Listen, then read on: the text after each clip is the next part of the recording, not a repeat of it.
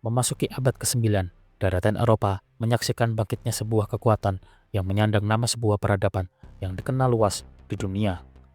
Sebuah imperium yang kerap dikenal sebagai Kekaisaran Romawi Suci atau Holy Roman Empire, yakni sebuah entitas politik terpanjang dan paling kompleks dalam sejarah Eropa. Kekaisaran ini sendiri bukanlah kerajaan tunggal dengan batas yang tegas ataupun struktur yang seragam, melainkan sebuah jaringan politik yang terdiri dari kerajaan, kepangeran, kadipaten, kota bebas, serta wilayah gerejawi yang berdiri di bawah satu kerangka kekuasaan yang disebut sebagai imperium. Di dalamnya, kaisar memiliki kedudukan simbolis sebagai pemegang otoritas tertinggi, namun dalam praktiknya, kekuasaan itu lantas terbagi ke banyak tangan yang pada akhirnya menimbulkan dinamika yang unik antara pusat dan juga daerah. Kekaisaran ini sendiri berfungsi sebagai wadah pertemuan antara otoritas duniawi dan juga spiritual. Posisi kaisar bukan hanya sebagai seorang pemimpin politik saja, melainkan juga sebagai seorang penguasa yang diharapkan menjaga keseimbangan antara kekaisaran dengan pihak gereja. Dan dari titik inilah muncul pergulatan panjang mengenai siapa yang lebih berhak menentukan arah kekuasaan, di mana mahkota dan altar saling bersaing satu sama lainnya. Serangkaian konflik, kompromi, dan perubahan-perubahan struktural kemudian membentuk wajah kekaisaran selama berabad-abad lamanya. Dalam perjalanan panjangnya, Kekaisaran Romawi Suci memainkan peranan penting sebagai penopang tradisi monarki universal di Eropa, sekaligus sebuah laboratorium bagi gagasan tentang federasi, hukum bersama, serta pluralitas politik. Ia seringkali tampak rapuh dan terpecah, namun justru keberadaannya membuktikan bahwa struktur politik bisa bertahan dalam serangkaian keberagaman. Kekaisaran Romawi Suci adalah ratusan entitas berbeda yang dapat hidup dalam satu payung kekuasaan dan saling bersaing, namun tetap terikat oleh legitimasi bersama. Dan dari sinilah lahir suatu kisah yang panjang mengenai kekuasaan, kesetiaan, dan juga kompromi yang lantas menjadikan kekaisaran ini unik dalam lanskap sejarah Eropa. Kekaisaran Romawi Suci lahir dari tradisi panjang politik, militer, dan juga keagamaan yang berakar sejak jatuhnya Kekaisaran Romawi Barat pada abad ke-5 Masehi. Sejak kehancuran Roma pada tahun 476 Masehi, Eropa Barat pun terfragmentasi dan lantas menjadi kerajaan-kerajaan suku Germanik seperti Kerajaan Franka, Ostrogot, Visigot, dan juga Burgundia. Meski kekuasaan politik Romawi runtuh, namun gagasan tentang Imperium Romanum tidak sepenuhnya benar-benar hilang. Ia tetap hidup sebagai sebuah simbol otoritas universal yang menghubungkan dunia sekuler dengan dunia Kristen. Runtuhnya kekuasaan Romawi Barat tidak serta-merta menghapus konsep imperium, dan hal ini terjadi sebab peran gereja Roma dengan Paus sebagai pemimpin spiritual yang tetap mempertahankan warisan hukum, bahasa Latin, dan juga simbol-simbol dari Romawi itu sendiri. Di mata pihak gereja, masih ada kebutuhan untuk menghadirkan seorang penguasa dunia Kristen yang dapat melindungi umat serta mengawasi keteraturan politik dan juga moral. Pandangan-pandangan inilah yang kelak menjadi dasar legitimasi bagi kebangkitan kembali kekaisaran di bawah para penguasa-penguasa Jermanik. Pusat awal terbentuknya Kekaisaran Romawi Suci tidak lepas dari Kerajaan Franka, khususnya di bawah dinasti Caroling. Raja Franka yang paling berperan ialah Karel yang Agung atau Charlemagne, karena dengan ambisi politik dan militer yang besar, Charlemagne berhasil menyatukan sebagian besar Eropa Barat meliputi wilayah Perancis modern, Jerman, Italia Utara, Belanda, Belgia, Swiss, dan juga Austria. Ia lantas menundukkan Lombard di wilayah Italia, memerangi Sakson di wilayah Jerman, serta memperluas pengaruh Kristen ke wilayah Eropa Tengah. Serangkaian puncak perannya terjadi pada hari Natal tahun 800 Masehi ketika Paus Leo III memahkotai Charlemagne sebagai Imperator Romanorum atau Kaisar Romawi di Basilika Santo Petrus di wilayah Roma. Penobatan ini lantas memiliki makna yang mendalam karena pertama, menghidupkan kembali gelar Kaisar Romawi di Barat setelah lebih dari 3 abad lamanya mengalami kekosongan. Kedua, menunjukkan bahwa otoritas Kaisar berkaitan erat dengan legitimasi dari gereja. Dan yang ketiga, mengukuhkan Franka sebagai pelindung dari dunia Kristen. Dengan penobatan tersebut, maka lahirlah apa yang sering disebut sebagai Kekaisaran Caroling, pendahulu langsung dari Kekaisaran Romawi Suci. Namun setelah wafatnya Charlemagne, Kekaisaran Caroling mengalami perpecahan dalam tubuh internalnya akibat perbagian wilayah kepada para ahli warisnya. Serangkaian fragmentasi yang kelak mengerucut pada terjadinya perjanjian Verdun pada tahun 843 Masehi yang lantas memecah kekaisaran menjadi 3 bagian, yakni Frankia Barat yang kelak menjadi cikal bakal dari Perancis, Frankia Timur yang kelak menjadi cikal bakal dari negara Jerman, serta Frankia Tengah yang kelak menjadi negara Italia serta wilayah sekitarnya. Dan dari ketiga entitas inilah, Frankia Timur menjadi pusat kelanjutan tradisi kekaisaran dan akan berkembang di bawah dinasti Ottonian. Dinasti Ottonian, juga dikenal sebagai dinasti Louis-Delphing, adalah keluarga kerajaan Jerman yang memerintah kekaisaran Romawi Suci pada abad ke-10 hingga awal abad ke-11 Masehi. Dinasti ini sendiri berawal dari Henry pertama atau Henry the Fowler yang merupakan raja Jerman pada tahun 919. Namun, tokoh paling menonjol dari dinasti Ottonian adalah Kaisar Otto pertama atau putra dari Henry yang berhasil memperluas kekuasaannya dan lantas berhasil mengalahkan ancaman eksternal seperti Magyar dalam pertempuran Lechfeld pada tahun 955. Kebangkitan Kekaisaran Romawi Suci di bawah Otto pertama ditandai oleh proses konsolidasi kekuasaan yang tegas, pembentukan tatanan politik yang baru, serta penciptaan hubungan yang erat dengan pihak gereja. Kaisar Otto pertama memerintah dengan strategi yang mampu mengubah posisi kerajaan Jerman dari sekedar sebuah kekuatan regional menjadi pusat kekuasaan yang lantas berpengaruh di Eropa Tengah dan juga Eropa Barat. Langkah pertama yang memperlihatkan kemampuan Kaisar Otto adalah penanganannya terhadap oposisi internal. Ia menghadapi serangkaian pemberontakan dari para bangsawan besar yang menolak dominasi kerajaannya. Namun dengan pendekatan militer sekaligus politik, Kaisar Otto berhasil menundukkan para pesaing dan lantas memperkuat kendali atas wilayah Jerman. Stabilitas yang diperoleh dari kemenangan ini lantas memberikan landasan bagi ekspansi pengaruhnya yang lebih luas. Salah satu pilar utama dalam kebijakan Otto adalah pemanfaatan struktur gereja untuk memperkuat kekuasaan kerajaannya. Ia membangun apa yang kemudian dikenal sebagai sistem gereja kerajaan atau Reichskirchensystem, yakni penempatan uskup dan abbas dalam posisi administratif dan juga politik. Karena para pemimpin gerejawi tidak memiliki keturunan yang sah, maka jabatan dan tanah yang mereka kelola bisa kembali ke tangan raja setelah mereka wafat. Dan hal ini pun lantas menciptakan sumber loyalitas yang stabil, sekaligus mengurangi ancaman dari para bangsawan feodal yang seringkali berusaha untuk memperluas kekuasaan keluarga mereka masing-masing. Kebangkitan Otto semakin jelas terlihat dalam bidang militer. Salah satu tonggak penting adalah kemenangan besarnya atas bangsa Magyar dalam pertempuran Lechfeld pada tahun 955 Masehi. Bangsa Magyar yang selama puluhan tahun telah meresahkan Eropa Tengah berhasil dipukul mundur secara telak sehingga ancaman serangan mereka dapat dihentikan sekaligus. Kemenangan ini bukan hanya mengamankan wilayah kerajaannya saja, namun juga mengangkat prestise Otto di mata para penguasa Eropa lain, sekaligus mempertegas perannya sebagai pelindung dunia Kristen. Dengan serangkaian legitimasi militer yang kuat, Otto lantas memperluas pengaruhnya ke wilayah Italia, di mana ia melakukan kampanye di semenanjung tersebut untuk menegakkan otoritas kerajaan atas wilayah-wilayah yang strategis, serta menempatkan dirinya sendiri sebagai pelindung paus di wilayah Roma. Keberhasilan ekspedisi ini pun lantas membuka jalan bagi mahkota kekaisaran, dan pada tahun 962 Masehi, Otto pertama dimahkotai oleh Paus sebagai Kaisar Romawi dan lantas menandai kebangkitan entitas baru yang kemudian dikenal sebagai Kekaisaran Romawi Suci. Gelar ini sendiri memberikan dimensi simbolis yang besar karena menghubungkan kerajaan Otto dengan tradisi Kekaisaran Romawi sekaligus mempertegas perannya dalam melindungi gereja. Dan setelah pemahkotaannya, Otto tidak berhenti pada simbol formal kekuasaan, namun ia lantas memperkuat posisi kekaisaran dengan menegakkan kontrol di Italia Utara, menundukkan penguasa-penguasa lokal, serta mengatur hubungan dengan kepausan agar tetap berada dalam orbit kekaisaran. Hubungan yang seringkali diwarnai dengan ketegangan, akan tetapi pada masa Otto, keseimbangan dapat dijaga dengan menempatkan kaisar sebagai mitra dominan. Otto pun juga memperluas jaringan politiknya melalui serangkaian pernikahan dinasti dengan kerajaan-kerajaan lainnya. Ia lantas mengawinkan anak-anaknya dengan keluarga bangsawan dan kerajaan lain di wilayah Eropa dan membentuk aliansi yang memperluas legitimasi kekaisarannya. Sebuah langkah yang kelak memperkuat posisinya tidak hanya di Jerman saja, namun juga dalam hubungan dengan Prancis Barat, Burgundia, dan wilayah-wilayah lainnya. Meskipun sistem birokrasi modern belum terbentuk sepenuhnya, namun di masa Otto pertama, ia berhasil mengembangkan pola pemerintahan yang relatif stabil. Hal tersebut terjadi berkat kebijakannya kepada para uskup, para biarawan, dan para bangsawan yang loyal dan lantas diberikan peranan penting dalam pemerintahan daerah sehingga kekuasaan pusat tetap memiliki pengaruh di berbagai wilayah. Pola ini pun kemudian menjadi ciri khas struktur politik dari Kekaisaran Romawi Suci selama berabad-abad kemudian. Kebangkitan Kekaisaran Romawi Suci di bawah Otto juga tampak dalam kehidupan budaya dan juga aspek intelektual.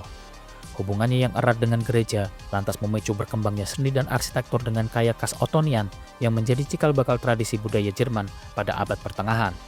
Kegiatan keagamaan, pembangunan gereja, serta karya tulis keagamaan yang didukung oleh Otto memperlihatkan bahwa kebangkitan ini bukan hanya bersifat politik semata, melainkan juga meluas ke ranah spiritual dan juga kultural. Menjelang akhir masa pemerintahannya, Otto berhasil mewariskan sebuah struktur kekuasaan yang lebih stabil jika dibandingkan dengan para pendahulunya.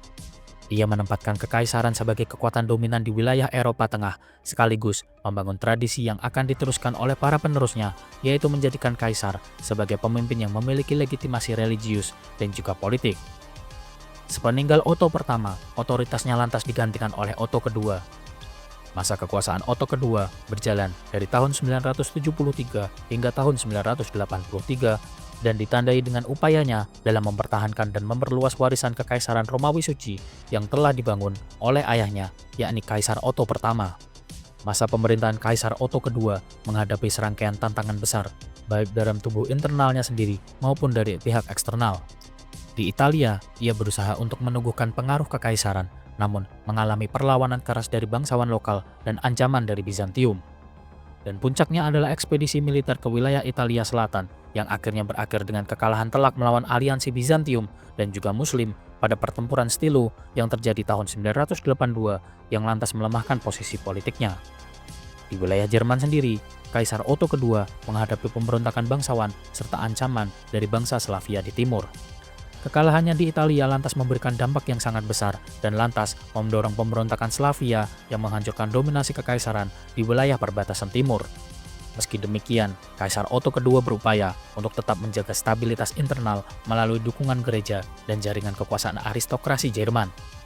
Pemerintahannya pun berakhir secara mendadak ketika ia wafat pada usia 28 tahun di Roma pada tahun 983 Masehi dan lantas meninggalkan pewaris tahta yang masih kanak-kanak, yaitu Kaisar Otto III. Masa kekuasaan Otto III ditandai oleh ambisinya untuk membentuk sebuah kekaisaran Kristen universal yang menyatukan kekuatan politik dan spiritual di bawah kepemimpinan sang kaisar. Ia naik tahta pada usia yang muda dan secara cepat menegaskan visinya dengan membawa istana kekaisaran lebih dekat ke Roma, menempatkan kota itu sebagai pusat politik sekaligus sebagai pusat religius. Kaisar Otto III juga mendorong reformasi gereja dengan memperkuat hubungan dengan Paus serta memposisikan dirinya bukan hanya sebagai penguasa Jerman saja, melainkan juga sebagai pelindung dunia Kristen. Ia memperluas pengaruh ke wilayah timur melalui hubungan dengan Polandia dan juga Hungaria, serta menekankan konsep Renovatio Imperii, yakni kebangkitan kembali kekaisaran yang diwarisi dari tradisi Romawi. Namun, ambisi besarnya seringkali berbenturan dengan kenyataan politik di mana terjadi perlawanan para bangsawan, konflik internal, serta kerapuhan struktural kekaisaran yang membuat rencananya sulit untuk diwujudkan sepenuhnya. Kaisar Otto III sendiri pada akhirnya wafat muda pada usia 21 tahun dan lantas meninggalkan warisan berupa cita-cita besar yang belum sempat terwujud penuh, namun tetap dikenang sebagai sebuah simbol idealisme kekaisaran Kristen di Eropa abad pertengahan. Sepeninggal Kaisar Otto III, peran kaisar dalam kekaisaran Romawi Suci diteruskan oleh Kaisar Henry II. Masa kekuasaan Henry II dalam kekaisaran Romawi Suci ditandai oleh upayanya untuk memperkuat otoritas kaisar sambil tetap menjaga hubungan erat dengan gereja. Ia lantas dikenal sebagai penguasa yang religius, berfokus pada reformasi kehidupan keagamaan, serta memperkuat pengaruh monastik. Dalam bidang politik, Henry II menata kembali struktur pemerintahan dengan memanfaatkan dukungan para uskup dan juga biarawan sehingga kekaisaran terjaga dari dominasi bangsawan feodal. Ia juga aktif dalam urusan militer, mempertahankan wilayah kekaisaran dari ancaman eksternal, terutama dari wilayah Polandia dan Hungaria, serta menegaskan otoritasnya atas Italia. Hubungan eratnya dengan Paus memperkuat legitimasi kekuasaannya dan bahkan ia dianugerahi gelar santo setelah wafat. Masa dinasti ini sendiri berakhir dengan wafatnya Henry II pada tahun 1024 Masehi tanpa keturunan yang pasti, yang sekaligus menutup garis Ottonian dan lantas membuka jalan bagi dinasti Salian. Dinasti Salian yang juga dikenal dengan sebutan Dinasti Salier merupakan garis penguasa yang menduduki tahta kekaisaran Romawi Suci sepanjang abad ke-11 hingga awal abad ke-12 Masehi. Dinasti ini sendiri terdiri dari 4 kaisar utama, yakni Konrad II, Heinrich III, Heinrich keempat dan Heinrich kelima, di mana mereka memimpin kekaisaran dalam periode penuh pergolakan politik, transformasi hubungan antara kekuasaan sekuler dan gereja, serta peperangan internal maupun eksternal yang menentukan arah perkembangan institusi kekaisaran.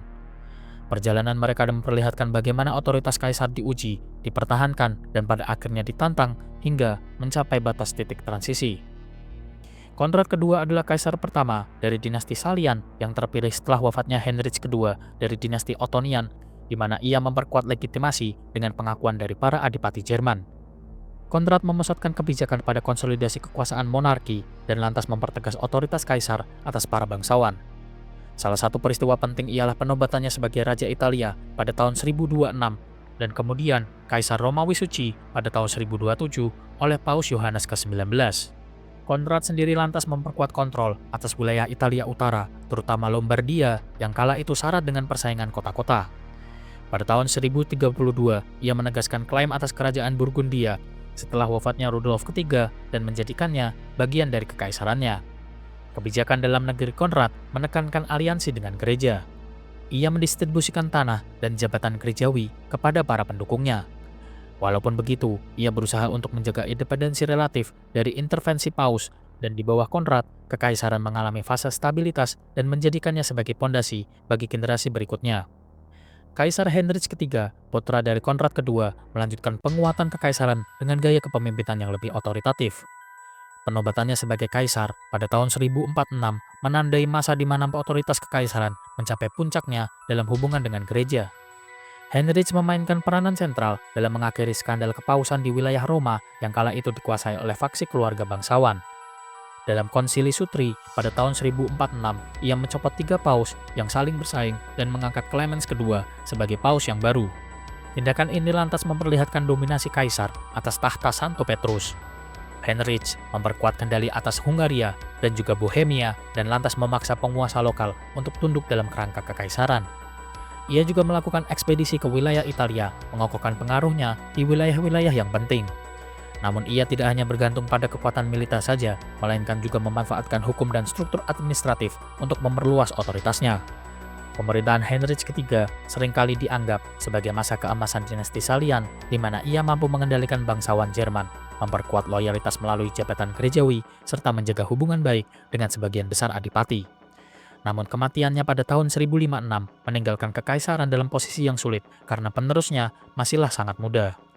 Heinrich keempat naik tahta dalam usia 6 tahun dan menjadikan masa awal pemerintahannya yang didominasi oleh perwalian ibunya, yakni Agnes dari Poitou. Periode ini pun lantas membuka ruang bagi kebangkitan kembali bangsawan Jerman yang sebelumnya telah ditekan oleh ayahnya. Ketika Heinrich mencapai masa kedewasaan, ia berupaya untuk memulihkan kendali kekaisaran, tetapi segera menghadapi konflik yang besar yang akan mendefinisikan masa pemerintahannya sebagai kontroversi penasbihan. Konflik ini pun berakar dari pertentangan antara otoritas kaisar dan juga paus dalam menunjuk uskup serta pejabat gerejawi. Kaisar Heinrich keempat bersikeras untuk mempertahankan hak tradisional kaisar untuk mengangkat uskup yang agung. Namun di sisi gereja, Paus Gregorius ke-7 menentangnya dan menegaskan bahwa hanya gereja yang berwenang memberikan jabatan kerohanian. Serangkaian ketegangan ini pun memuncak pada tahun 1076 ketika Paus Gregorius ke-7 mengucilkan Raja Heinrich keempat. Episode paling terkenal dari konflik ini adalah peristiwa di Canossa pada tahun 1077, di mana untuk mencabut pengucilan oleh Paus, Kaisar Heinrich melakukan perjalanan ke Kastel Canossa di wilayah Italia Utara dan lantas berdiri 3 hari dalam pakaian sederhana di cuaca yang bersalju untuk memohon ampun kepada Paus. Meskipun pengucilan tersebut pada akhirnya dicabut, namun peristiwa ini melukai kewibawaan kekaisaran dan memperlihatkan keunggulan simbolis dari pihak gerejawi. Namun, Kaisar Heinrich keempat bangkit kembali dengan melakukan serangkaian kampanye militer ke Italia, bahkan mengangkat seorang anti-paus untuk berkuasa bernama Clemens ketiga. Ia menobatkan dirinya kembali sebagai seorang kaisar pada tahun 1084, akan tetapi konflik internal dengan adipati Jerman terus melemahkan posisinya di mana para bangsawan yang tidak puas seringkali bersekutu dengan paus untuk melawan Heinrich. Dan pada akhir masa pemerintahannya, Heinrich menghadapi pemberontakan dari putranya sendiri, yakni Heinrich kelima, di mana ia pada akhirnya dipaksa untuk turun tahta pada tahun 1105 dan kemudian wafat pada tahun 1106 di Liege. Pemerintahan Heinrich keempat menjadi simbol pergeseran besar dalam relasi kaisar dan paus dan menandai awal kemunduran otoritas kekaisaran terhadap pihak gereja. Kaisar Heinrich kelima yang merebut kekuasaan dengan menjatuhkan ayahnya, berusaha untuk menata ulang posisi kekaisaran. Ia lantas melanjutkan konflik investitur dengan gereja, akan tetapi pada masanya, pertempuran itu mencapai sebuah kesepakatan. Kaisar Heinrich kelima pada awalnya menggunakan kekuatan militer untuk menekan Paus Marsalis kedua, dan bahkan pada tahun 1111, ia menahan Paus untuk memaksa penobatan dirinya sebagai seorang kaisar. Namun kebijakan represif ini menimbulkan oposisi yang luas, di mana Paus dan para pengikutnya melawan balik dengan status pengucilan. Sebuah situasi yang berlarut-larut hingga tercapai kesepakatan penting, yakni Concordat Worms pada tahun 1122.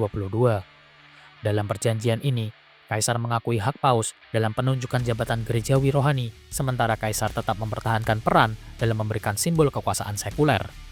Perjanjian ini pun lantas mengakhiri babak panjang konflik investitur, sekaligus mengurangi dominasi Kaisar atas gereja. Dalam negeri, Kaisar Heinrich kelima berusaha untuk mengendalikan adipati-adipati yang kuat, akan tetapi keberhasilannya menemui serangkaian hambatan. Ia menghadapi pemberontakan di wilayah Sachsen dan oposisi dari kelompok bangsawan lainnya yang semakin menuntut untuk memisahkan diri. Meskipun berhasil menjaga stabilitas kekaisaran, namun kekuasaannya tidak setangguh para pendahulunya. Kaisar Heinrich kelima pun pada akhirnya wafat pada tahun 1125 tanpa keturunan yang sah dan menandai akhir dari dinasti Salian. Sepeninggalnya, tahta kekaisaran diperebutkan melalui pemilihan yang pada akhirnya jatuh kepada Lothar ketiga dari Supplinburg. Berakhirnya dinasti Salian lantas menandai perubahan besar dalam dinamika politik Jerman dengan peran bangsawan yang semakin menonjol dalam pemilihan raja dan juga kaisar. Dinasti Hohenstaufen yang juga sering disebut sebagai Staufer merupakan salah satu dinasti terpenting dan paling berpengaruh dalam sejarah kekaisaran Romawi Suci. Dinasti ini sendiri memerintah selama lebih dari 1 abad lamanya, sejak naiknya Raja Konrad ketiga pada tahun 1138 hingga wafatnya Konrad keempat pada tahun 1254. Masa mereka ditandai oleh puncak kekuasaan politik, militer, dan budaya kekaisaran, sekaligus konflik jangka panjang dengan kepausan serta peperangan dengan kekuatan lokal di Italia dan juga wilayah Jerman. Dalam periode ini, hubungan antara kaisar, bangsawan, dan gereja menemukan bentuk yang baru yang lebih kompleks, sementara ambisi besar untuk menguasai Italia seringkali membawa konsekuensi besar bagi stabilitas kekaisaran. Naiknya Raja Konrad ketiga menandai awal dari kekuasaan dari dinasti Hohenstaufen. Ia sendiri terpilih sebagai Raja Jerman pada tahun 1138 setelah wafatnya Kaisar Lothar ketiga dari Supplinburg. Pemilihannya terjadi di tengah rivalitas dengan keluarga Welf, salah satu dinasti bangsawan besar di wilayah Jerman. Sejak awal, masa pemerintahan Konrad ketiga diwarnai oleh konflik antara Hohenstaufen dan juga Welf yang kemudian dikenal sebagai konflik Staufer-Welfen, sebuah pertarungan dinasti yang berlangsung sepanjang abad ke-12. Raja Konrad ketiga tidak pernah berhasil dinobatkan sebagai Kaisar Romawi Suci oleh Paus, namun ia tetap berkuasa sebagai seorang raja. Masa pemerintahannya sendiri ditandai dengan serangkaian usaha konsolidasi di Jerman dan keterlibatannya dalam Perang Salib Kedua. Konrad memimpin pasukan Jerman ke Tanah Suci bersama Raja Louis ke-7 dari Prancis, sebuah ekspedisi yang berakhir dengan sebuah kegagalan besar yang lantas melemahkan prestise militer Jerman di mata dunia Kristen. Meskipun begitu, Raja Konrad ketiga meletakkan dasar-dasar bagi kebangkitan keluarganya. Menjelang akhir hayatnya, ia lantas menunjuk keponakannya, yakni Friedrich pertama Barbarossa sebagai penerusnya. Friedrich pertama, lebih dikenal dengan julukan Barbarossa atau berjanggut merah, adalah kaisar paling terkenal dari dinasti Hohenstaufen. Pemerintahannya melambangkan puncak ambisi imperialis kekaisaran Romawi Suci, di mana Barbarossa memerintah dengan visi besar yang mengembalikan kejayaan kekaisaran seperti masa Kaisar Romawi kuno. Di dalam negeri, Barbarossa berusaha untuk menyeimbangkan kekuatan antara bangsawan Jerman, di mana ia memperkuat hubungan dengan kaum bangsawan kecil, sekaligus berusaha untuk membatasi pengaruh dinasti besar seperti Welf. Ia juga menata kembali struktur hukum dengan Reichsrecht, sebuah hukum kekaisaran yang menegaskan supremasi kaisar di atas hukum feodal. Namun, pusat ambisi Barbarossa justru terletak di wilayah Italia, di mana ia melakukan 6 ekspedisi berbeda ke wilayah Italia sepanjang tahun 1154 hingga tahun 1186 yang bertujuan untuk mengendalikan kota-kota kaya di wilayah Italia Utara serta memperkuat otoritas kaisar terhadap kepausan. Kota-kota Italia, terutama Milan, menolak dominasi kekaisaran dan lantas membentuk Lega Lombardo atau aliansi pertahanan yang mendapatkan dukungan langsung dari Paus. Konflik mencapai puncaknya dalam pertempuran Legnano pada tahun 1176 di mana pasukan Barbarossa dikalahkan oleh Lega Lombarda.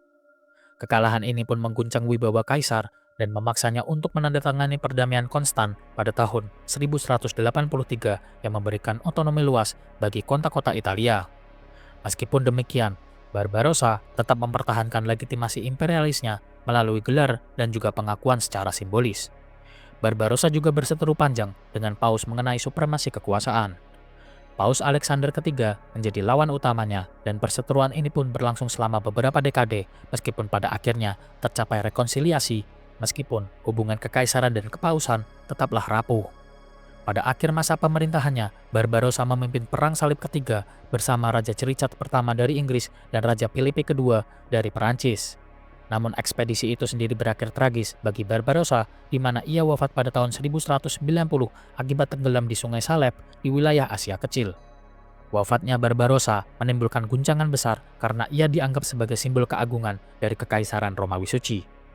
Putra Barbarossa, yakni Heinrich ke-6, mewarisi kekuasaan dengan ambisi yang tidak kalah besar. Ia berhasil menikahi Konstanze dari Sisilia, pewaris kerajaan Sisilia yang memperluas kekuasaan Hohenstaufen hingga wilayah Italia Selatan. Pernikahan ini pun lantas menciptakan pondasi bagi apa yang disebut sebagai Kekaisaran Jerman Sisilia yang kelak memicu konflik panjang dengan kepausan karena Roma merasa terjepit antara Jerman di utara dan juga Sisilia di wilayah selatan. Heinrich ke-6 sendiri dinobatkan sebagai Kaisar Romawi Suci pada tahun 1191 Masehi. Ia sendiri dikenal sebagai penguasa yang keras dan ambisinya untuk mengubah kekaisaran menjadi monarki turun-temurun absolut membuatnya berseteru dengan bangsawan Jerman. Ia berencana menjadikan kerajaan Jerman dan Italia sebagai warisan bagi putra-putranya, yakni Friedrich II, namun penolakan terhadap kebebasan feodal menimbulkan serangkaian perlawanan. Ekspedisi militernya di Italia berhasil menaklukkan Sisilia, tetapi pemerintahannya berakhir dengan singkat karena ia akhirnya wafat mendadak pada tahun 1197 di usia yang masih belia dan lantas meninggalkan Friedrich II yang masih anak-anak untuk naik tahta. Setelah meninggalnya Heinrich ke-6, dinasti Hohenstaufen pun mengalami krisis suksesi. Hal ini sendiri terjadi karena Paus menolak dominasi Hohenstaufen dan mendukung Otto keempat dari keluarga Welf sebagai seorang kaisar. Otto keempat sendiri naik tahta pada tahun 1209, namun masa pemerintahannya segera runtuh karena kebijakan agresifnya di wilayah Italia. Paus lantas kemudian berbalik mendukung Friedrich II, putra dari Heinrich ke-6, yang akhirnya mengukuhkan kembali dinasti Hohenstaufen. Friedrich II lantas sering dijuluki sebagai Stupor Mundi atau kekaguman dunia karena kecerdasannya, visi politiknya, dan prestasinya dalam ilmu pengetahuan serta seni. Friedrich II yang dibesarkan di Sisilia di tengah budaya multikultural yang memandukan tradisi Latin, Yunani, Arab, dan juga Yahudi. Ia fasih dalam banyak bahasa dan mendukung perkembangan filsafat, sains, dan juga sastra. Masa pemerintahannya dikenal sebagai periode keemasan kebudayaan, terutama di wilayah Palermo yang menjadi pusat intelektual dunia Latin dan juga Arab.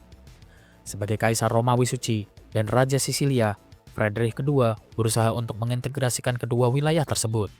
Di Sisilia, ia menerapkan pemerintahan terpusat yang efisien dengan hukum tertulis, pajak, dan juga birokrasi yang modern. Namun ambisinya untuk mengendalikan Italia membuat kepausan merasa terancam. Friedrich II pun berseteru panjang dengan Paus Gregorius ke-9 dan Paus Innocentius ke-4, di mana ia dikucilkan berulang kali karena dianggap menunda perang salib dan mengancam dominasi gereja. Paus bahkan mengumumkan bahwa Raja Friedrich II bukan lagi penguasa yang sah dan mendorong pemberontakan di Jerman serta Italia. Meskipun dalam masa pengucilan, Kaisar Friedrich II tetap memimpin Perang Salib ke-6 di mana ia akhirnya berhasil merebut Yerusalem melalui serangkaian negosiasi politik dan diplomatik dengan Sultan Al-Kamil dari Mesir tanpa pertempuran yang besar. Keberhasilan ini pun lantas menunjukkan kecerdikan politiknya meskipun dianggap kontroversial oleh pihak gereja. Namun, kemenangan ini tak berarti apa-apa sebab Friedrich menghadapi perlawanan di Italia Utara dari kota-kota Liga Lombarda yang kembali bangkit. Di Jerman, bangsawan sering memanfaatkan konflik kaisar dengan paus untuk memperluas otonomi mereka sendiri. Friedrich II pada akhirnya wafat pada tahun 1250 di Castel Fiorentino, Sisilia, dan wafatnya Kaisar Friedrich II menandai runtuhnya kejayaan Hohenstaufen dan kekaisaran kehilangan figur kuat yang mampu menyatukan wilayah yang luas sementara konflik internal semakin berjalan dengan tajam. Putra Friedrich II, yakni Konrad keempat, berusaha untuk mempertahankan warisan Hohenstaufen, tetapi pemerintahannya singkat dan penuh dengan tantangan. Ia menghadapi oposisi dari Paus Innocentius keempat yang mendukung rivalnya, yakni Wilhelm dari wilayah Holland. Meskipun sempat berjuang mempertahankan Sisilia dan menemui kegagalan, Konrad keempat pada akhirnya wafat pada tahun 1254 di usia yang muda dan lantas meninggalkan putra kecilnya, yakni Konradin, sebagai ahli waris. Namun masa pemerintahan Konradin pun tidak berlangsung lama karena ia akhirnya dieksekusi oleh Charles dari Anjou pada tahun 1268 yang menandai akhir tragis dari dinasti Hohenstaufen. Sejak awal abad ke-13, Kekaisaran Romawi Suci semakin menampakkan watak dasarnya sebagai konfederasi longgar ketimbang negara yang terpusat. Kaisar tidak lagi memiliki kemampuan penuh untuk memaksakan kehendak kepada para adipati, pangeran, uskup, dan kota bebas yang membentuk mozaik politik kekaisaran. Situasi ini semakin jelas setelah runtuhnya dominasi dinasti Hohenstaufen. Kematian Kaisar Friedrich II pada tahun 1250 menandai titik balik penting di mana Kaisar Friedrich II yang dikenal sebagai figur kontroversial masih memelihara visi universal Kekaisaran Romawi. Namun setelah kematiannya, Kekaisaran memasuki masa interregnum yang berjalan pada tahun 1254 hingga tahun 1273 ketika tidak ada lagi kaisar yang benar-benar diakui secara universal. Dalam masa ini, otoritas pusat hancur total dan para bangsawan memperluas kekuasaan mereka masing-masing. Mereka membangun struktur pemerintahan lokal, memungut pajak, mengendalikan tentara, bahkan mencetak mata uang mereka sendiri. Kekosongan otoritas kekaisaran ini lantas memberikan peluang bagi munculnya kota-kota kekaisaran bebas yang semakin bergerak independen serta penguatan kerajaan-kerajaan bagian seperti Bavaria, Saksoni, Bohemia, dan juga Austria. Fenomena ini pun lantas memperdalam fragmentasi internal. Setelah interregnum, muncul dinasti Habsburg dengan Rudolf pertama sebagai kaisarnya. Namun otoritasnya sangat terbatas dan lebih condong pada pembangunan kekuasaan dinasti di Austria ketimbang mengkonsolidasikan Kekaisaran Romawi Suci. Pola ini pun berlanjut pada penerusnya dan menjadikan Kekaisaran Romawi Suci semakin menyerupai konfederasi feodal daripada monarki universal. Pada abad ke-14, struktur politik Kekaisaran Romawi Suci diformalkan dengan bula emas pada tahun 1356 yang dikeluarkan oleh Kaisar Karl keempat dari Bohemia. Piagam ini sendiri menetapkan sistem pemilihan kaisar oleh 7 pangeran pemilih, 3 uskup yang agung, dan 4 penguasa sekuler. Bula emas memang memberikan stabilitas mekanisme suksesi, tetapi sekaligus mengukuhkan otonomi para pemilih, dan akibatnya, kaisar tidak lagi dipandang sebagai penguasa absolut, melainkan primus inter pares, atau yang pertama di antara para bangsawan. Kekuasaan nyata berada di tangan para pangeran, sementara kaisar semakin tergantung pada konsensus mereka. Kota-kota kekaisaran pun bertindak semakin mandiri dan mereka membentuk liga-liga perdagangan seperti Liga Hansa di utara Jerman yang beroperasi hampir sepenuhnya independen dari wilayah kekaisaran. Kota-kota ini pun memperkuat fragmentasi sebab mereka menegosiasikan kepentingan ekonomi langsung dengan kerajaan asing tanpa melibatkan kaisar. Pada awal abad ke-6, muncullah reformasi Protestan yang dipicu oleh Martin Luther. Kekaisaran yang secara teoritis masih berfungsi sebagai pelindung kesatuan Kristen Barat tidak mampu mengendalikan gelombang perpecahan agama ini. Kaisar Karl V dari wilayah Habsburg berusaha untuk menegakkan kembali kesatuan religius akan tetapi terhalang oleh kekuatan para pangeran yang justru mendukung reformasi untuk memperkuat otonomi mereka. Serangkaian konflik ini pun melahirkan Perang Schmalkalden pada tahun 1546 hingga tahun 1547 yang terjadi antara kaisar dengan Liga Pangeran Protestan. Meskipun Kaisar Karl V sempat menang secara militer, namun ia gagal menegakkan otoritas secara permanen. Konflik agama pun diakhiri dengan perdamaian Augsburg pada tahun 1555. Prinsip cuius regio, eius religio pun ditetapkan di mana agama seorang penguasa menentukan agama wilayahnya. Kesepakatan ini secara resmi mengakui fragmentasi religius dalam kekaisaran dan mempercepat kebiasaan bahwa setiap wilayah adalah semacam negara mini yang berdaulat dalam urusan internal. Perang 30 tahun adalah pukulan paling telak terhadap fase akhir Kekaisaran Romawi Suci. Perang ini dimulai dari konflik agama di Bohemia, lantas berkembang menjadi konflik besar yang melibatkan hampir semua kekuatan besar Eropa, seperti Swedia, Prancis, Spanyol, Denmark, dan negara-negara Jerman. Kaisar Ferdinand II dari Habsburg mencoba untuk mengembalikan supremasi Katolik, namun tindakannya justru memperdalam konflik. Kekaisaran pun menjadi ajang perang saudara dengan wilayah-wilayah yang saling beraliansi dengan kekuatan asing. Perang pun berakhir dengan perdamaian Westfalen yang menjadi tonggak dalam sejarah internasional. Perjanjian ini sendiri berisi pengakuan kedaulatan penuh lebih dari 300 entitas di dalam kekaisaran. Westphalen juga memberikan hak mereka untuk menjalin hubungan diplomatik langsung dengan negara lainnya, dan selain itu, Westphalen juga menegaskan kekaisaran bukan lagi sebuah kerajaan terpadu, melainkan federasi yang longgar. Dan sejak saat itu, peran kaisar semakin simbolis, di mana kekaisaran tidak lagi mampu bertindak sebagai kekuatan militer maupun diplomasi tunggal. Setelah Westphalen, kekaisaran pun praktis berada dalam dominasi dinasti Habsburg, tetapi hanya dalam kapasitas simbolis. Kaisar Habsburg lebih banyak berfokus pada kepentingan dinasti mereka sendiri di wilayah Austria, Hungaria, dan wilayah sekitarnya ketimbang kepada keseluruhan kekaisaran. Pada abad ke-18, menyaksikan munculnya Prusia sebagai kekuatan baru di bawah Frederick II. Persaingan antara Austria Habsburg dan juga Prusia lantas melahirkan dualisme kepemimpinan dalam dunia Jerman. Kekaisaran Romawi Suci tidak lagi menjadi pusat otoritas dan justru malah terpecah belah antara dua blok besar. Kekaisaran Romawi Suci juga terseret dalam berbagai perang dinasti Eropa seperti Perang Suksesi Spanyol, Perang 7 Tahun, dan dalam konflik-konflik ini, Kekaisaran Romawi Suci lebih berperan sebagai lapangan perang ketimbang entitas politik yang independen. Kekuatan-kekuatan nyata tetap berada di tangan kerajaan-kerajaan bagian seperti Austria, Prusia, Bavaria, Saksoni, dan juga Hanover, dan Kaisar hanya menjadi lambang kontinuitas dari sejarah. Gelombang revolusi Prancis pada akhir abad ke-18 menghantam struktur Kekaisaran Romawi Suci, di mana Prancis berhasil menaklukkan banyak wilayah di tepi barat Rhine dan memaksa Kekaisaran untuk melakukan Reich Deputation Hauptschluss pada tahun 1803, yaitu reorganisasi besar-besaran yang menghapus ratusan kota bebas dan wilayah gerejawi, di mana dari sekitar 300 entitas hanya tersisa sekitar 40 negara bagian besar. Meskipun reorganisasi ini menciptakan peta politik lebih sederhana, pada saat yang sama, Kekaisaran kehilangan identitas historisnya sebagai mosaik multi-entitas, di mana Habsburg berusaha untuk mempertahankan gelar kaisar, akan tetapi Napoleon semakin menekan. Napoleon sendiri memaksa banyak negara Jerman untuk bergabung ke dalam Konfederasi Rhine pada tahun 1806 yang bersekutu dengan Prancis, dan hal ini pun lantas menghancurkan pondasi kekaisaran karena sebagian besar negara anggotanya secara de facto keluar dari struktur lama. Pada 6 Agustus tahun 1806, Kaisar Franz II secara resmi membubarkan Kekaisaran Romawi Suci. Ia memilih melanjutkan gelar sebagai Kaisar Austria, meninggalkan tradisi ribuan tahun yang bermula sejak zaman Otto pertama. Dan dengan demikian, Kekaisaran Romawi Suci secara resmi berakhir setelah lebih dari 8 abad lamanya berdiri dan juga berkuasa.